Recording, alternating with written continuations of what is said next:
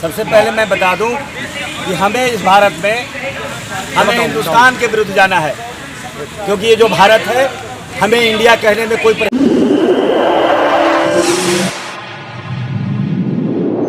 इस news channel पर जो भी वक्ता ने कहा वो उसकी अपनी राय है, जिसकी पुष्टि नेशन न्यूज इंडिया नहीं करता। धन्यवाद। कोई परहेज नहीं है, हमें आर्यावर्त भी कहने में परहेज नहीं है, हमें भारत कहने में भी परहेज नहीं है, और हम किसी के बाप के जागीर में नहीं रहते हैं कि मुझे इंडिया कहना है और भारत कहना है। इसके लिए मुझे सीखने की जरूरत है। हम बाबा साहब के वंशज हैं, हम संविधान के मानने वाले लोग हैं, हमने संविधान पढ़ा है, हमें क्या बोलना चाहिए मुझे अच्छी तरह से मालूम है। ये भारतीय जनता पार्टी और संघ परिवार जो दूसरे देशों से आकर ये भारत पे जो कब्जा जमा कर बैठा है, जो हमारी संस्कृति को मिटाया है, जो इस भारत की वजूद को खत्म कर दिया है, जो अखंड भारत को टुकड़े टुकड़ों में कर दिया है, जो बिल्कुल आकर 12,500 जातियों का भारत कर दिया है, वो मुझे सिखाए नहीं कि इंडिया बोलना है कि भारत बोलना है कि हिंदुस्तान बोलना है। बिल्कुल हम निषेध करते हैं। ये हिंदुस्तान नहीं है, ये इंडिया है और भारत है। ये भारत रहेगा और इंडिया रहेगा, हमें इस पर कोई कंट्रोवर्सी नहीं। लेकिन भारत से कह रहे हैं वो अखंड हो जाएगा, जिस तरीके से पहले था भारत का विस्तार उसी तरीके से हो जाएगा। आरएसएस भी ये बात कह रही है। नहीं, आरएसएस, आप तो ये भी बात मैं कह रहा हूँ कि आप जरा इसकी भी इंक्वायरी कर लीजिए। ये भारत को किसने बांटा? 1947 की आज़ादी के बाद भारत में ऐसी कोई घटना मुझे बताइए जो मुसलमानों ने खड़ा होकर भारत को अलग कर दिया। आज जो पाकिस्तान अलग हुआ, अफगानिस्तान अलग हुआ, कजाकिस्तान अलग हुआ, आज तुर्किस्तान अलग हुआ, जो भी कुछ कंट्रियां अलग हुई भारत से, जो अखंड भारत हमारे साथ था, नेपाल अलग हुआ, बर्मा हुआ, श्रीलंका हुआ, ये जो अलग हुआ उसका जिम्मेदार कौन है? उसका जिम्मेदार अगर कोई है तो ये ब्राह्मण समाज है, ये ब्राह्मण धर्म मानने वाले लोग हैं, ये मनुवादी लोग हैं जो भारत में राज करने के लिए हमें हिंदू बनाकर जो उन्हें राज करना था, हिंदुस्तान इसको बनाना था, इसलिए हमें बांट करके आज इस देश में राज पड़ रहा है। बड़ी अफसोस की बात है, यहाँ 140 करोड़ की आबादी में 120 करोड़ हमारे बहुजन समाज के लोग हैं, 120 करोड़ इस देश में शूद्र हैं, 120 करोड़ लोग यहाँ मानित है, फिर भी आज भी यहाँ भगवा झंडा लहरा रहा है। यहाँ 26 जनवरी और 15 अगस्त को भी भगवा झंडा लहराया जाता है, जिसका नमूना है कि 50 साल तक इस देश में, नागपुर को पता लगा लीजिए, आज भी यार आज शर्म और लाज से जब बहुजन समाज के लोग आंदोलन करने लगे, खड़े हो गए, तब नागपुर में संघ परिवार के ऑफिस पर, कार्यालय पर भगवा झंडा लगा है। नहीं तो सब दिन वहाँ भगवा झंडा लगता था, आज तिरंगा झंडा लगाया है। ये देश के बांटने वाले लोग हैं, ये देश को लूटने वाले लोग हैं। ये इनको ममता नहीं इसलिए देश से है क्योंकि वो देश इनका बाप दादा का नहीं है, यह बहुजनों का देश है। जिसका देश है वो आज संघर्ष कर रहा है। आज ये रीतु का देश है,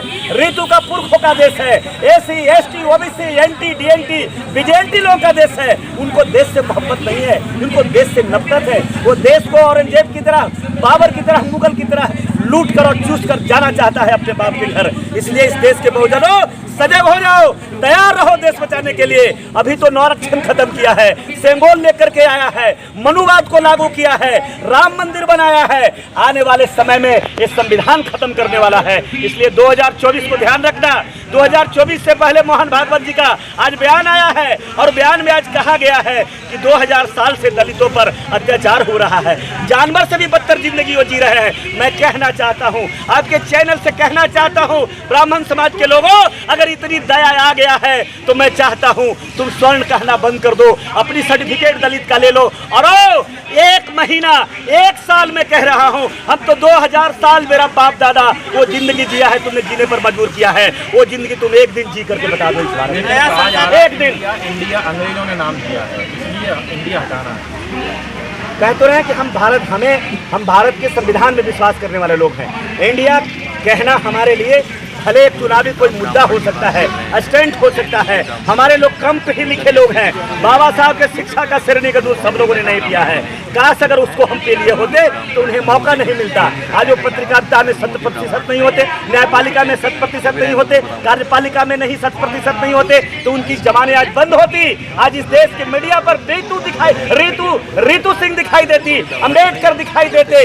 अम्बेडकर का संविधान अगर रहता तो आज उनके हिम्मत नहीं होती, पतलून दबा के वो जिंदगी में जीता। लेकिन जिसका देश है आज जो बेचारा बन के बैठा है, आज जो बाहर से आ रहे हैं वो हमको देशभक्ति सिखा रहा है कि भारत में तुझे इंडिया बोलना है कि भारत बोलना है। तेरे बाप दादा से सीखने की जरूरत नहीं थी। अगर इतने इंडिया और भारत जानना चाहते हो, अगर इतनी हिम्मत है तो संविधान सभा में 100 में 90% ब्राह्मण का बेटा था, संविधान का रचना क्यों नहीं कर दिया? क्यों नहीं? हम नहीं बोल रहे, आप पढ़ो डिस्कवरी ऑफ इंडिया।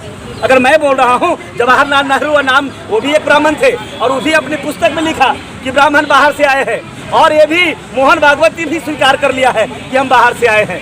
लेकिन अफसोस भारत से बाहर से जो आए हो, यहाँ रह रहे हो, मुझे इसकी तकलीफ नहीं है, दर्द इस बात का नहीं है, लेकिन मेरे देश की संस्कृति को हटाकर नई संस्कृति थोपना चाहते हो, भेदभाव की संस्कृति, फीलिंग की संस्कृति, बंटवारा की संस्कृति, फूट डालो राज करो की पॉलिसी, हम इसको कतई बर्दाश्त नहीं करेंगे। ये मैं नहीं बोल रहा हूँ। वो कह रहे हैं कि पाकिस्तान अगर अपना लेगा भारत तो इससे पहले हम जो है खुद ही ना अपना लें। ऐसे वीडियोज के लिए अरे ऐसे वायरल हो रहे हैं कुछ न्यूज़ जो है व्हाट्सएप पे और तमाम लोगों पे। जो न्यूज पेपर चला रहे हैं वो उनका भारतीय जनता पार्टी का सोचा समझा प्लानिंग का एक हिस्सा है। ये बीजेपी की ये स्ट्रेटजी है।